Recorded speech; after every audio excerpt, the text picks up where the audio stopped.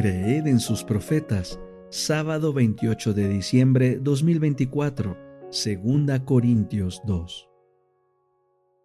Así que decidí en mí mismo no ir otra vez a ustedes con tristeza, porque si yo les causo tristeza, ¿quién será luego el que me alegre sino aquel a quien yo causé tristeza? Y a pesar de que estoy confiado en todos ustedes de que mi gozo es el mismo de todos ustedes, les escribo esto mismo para que cuando llegue no tenga tristeza por causa de aquellos por quienes me debiera gozar.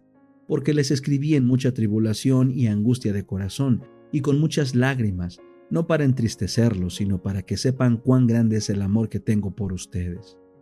Pablo perdona al ofensor.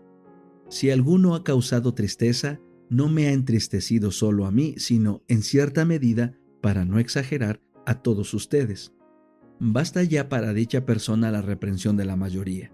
Así que, más bien, debieran perdonarla y animarla para que no sea consumida por demasiada tristeza.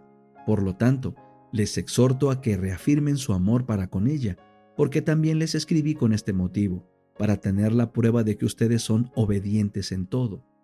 Al que ustedes habían perdonado algo, yo también, porque lo he perdonado. Si algo he perdonado por causa de ustedes, lo he hecho en presencia de Cristo, para que no seamos engañados por Satanás, pues no ignoramos sus propósitos. Triunfantes en Cristo. Cuando llegué a Troas para predicar el Evangelio de Cristo, aunque se me había abierto puerta en el Señor, no tuve reposo en mi espíritu por no haber hallado a mi hermano Tito, así que me despedí de ellos y partí para Macedonia. Pero gracias a Dios que hace que siempre triunfemos en Cristo y que manifiesta en todo lugar el olor de su conocimiento por medio de nosotros. Porque para Dios somos olor fragante de Cristo en los que se salvan y en los que se pierden. A los unos olor de muerte para muerte, mientras que a los otros olor de vida para vida. Y para estas cosas, ¿quién es suficiente?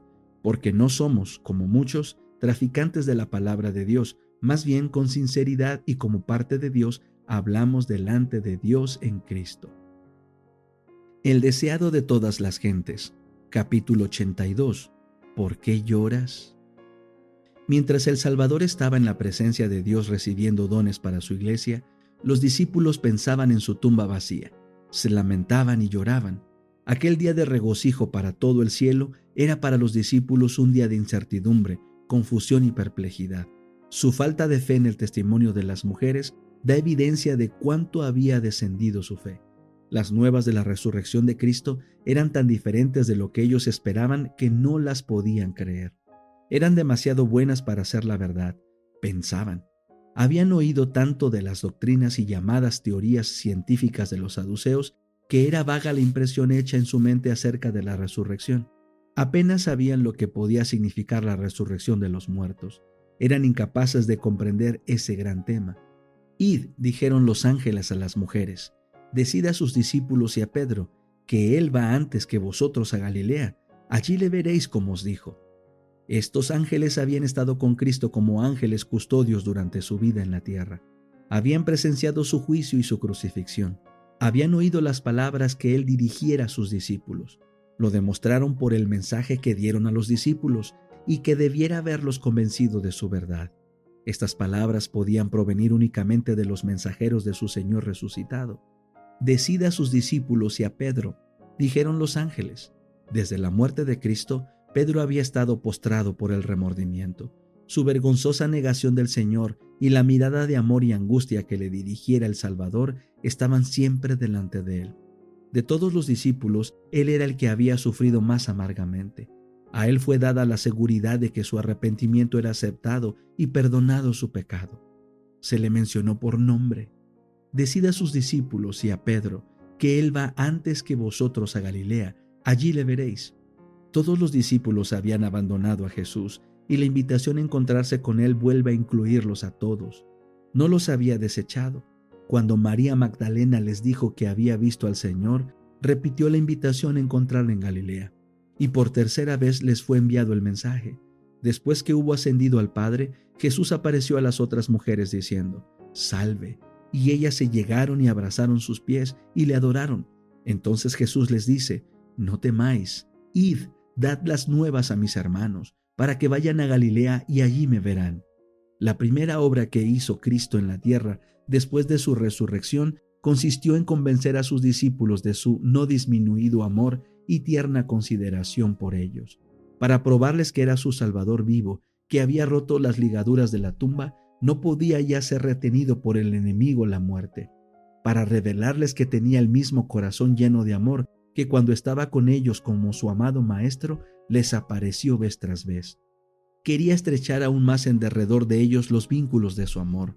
Id, decid a mis hermanos, dijo, que se encuentren conmigo en Galilea.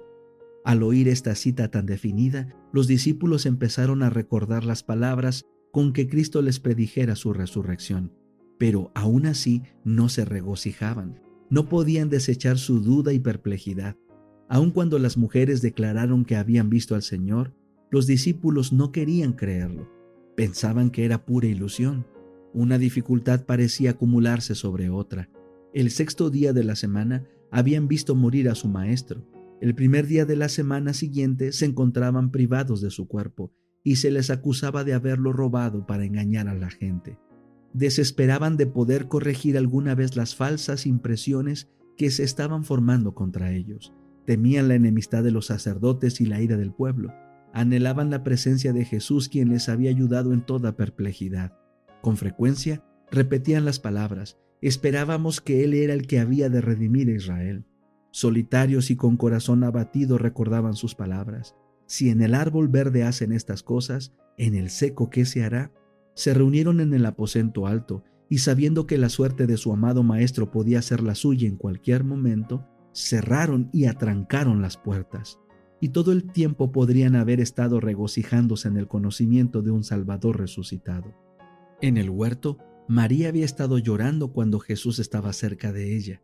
Sus ojos estaban tan cegados por las lágrimas que no le conocieron, y el corazón de los discípulos estaba tan lleno de pesar que no creyeron el mensaje de los ángeles ni las palabras de Cristo. ¿Cuántos están haciendo todavía lo que hacían esos discípulos? ¿Cuántos repiten el desesperado clamor de María? Han llevado al Señor y no sabemos dónde le han puesto. ¿A cuántos podrían dirigirse las palabras del Salvador? ¿Por qué lloras? ¿A quién buscas? Está al lado de ellos, pero sus ojos cegados por las lágrimas no lo ven. Les habla, pero no lo entienden. Ojalá que la cabeza inclinada pudiese alzarse, que los ojos se abriesen para contemplarle, que los oídos pudiesen escuchar su voz. Id presto, decid a sus discípulos que ha resucitado. Invitadlos a no mirar la tumba nueva de José, que fue cerrada con una gran piedra y sellada con el sello romano. Cristo no está allí. No miréis el sepulcro vacío. No lloréis como los que están sin esperanza ni ayuda. Jesús vive, y porque vive, viviremos también. Brote de los corazones agradecidos y de los labios tocados por el fuego santo el alegre canto: Cristo ha resucitado, vive para interceder por nosotros. Aceptad esta esperanza y dará firmeza al alma como un ancla segura y probada. Creed y veréis la gloria de Dios.